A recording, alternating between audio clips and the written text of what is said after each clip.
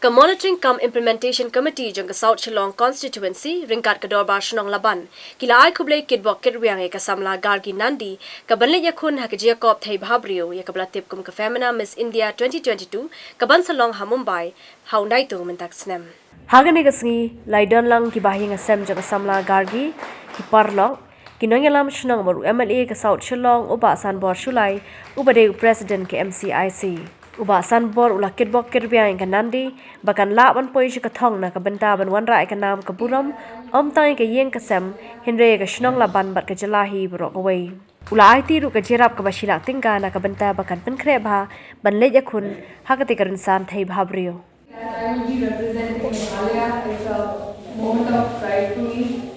Well, this time when I went to Bombay, they asked me that as compared to other states, why do we get less girls as compared to other states who come for competing for Femina Miss India?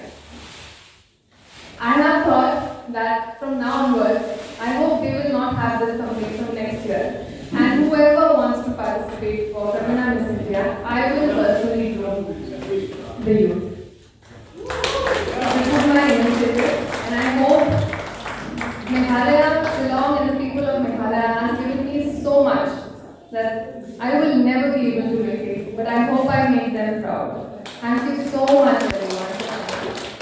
We are very proud today from the bottom of our heart. Since the day that very day, the last Saturday, that Nandita informed me that she had been selected, it's only official announcement. And we are very happy. Since that day, I requested all our friends who are there on the last Saturday also to bless for her. And today, before she leave to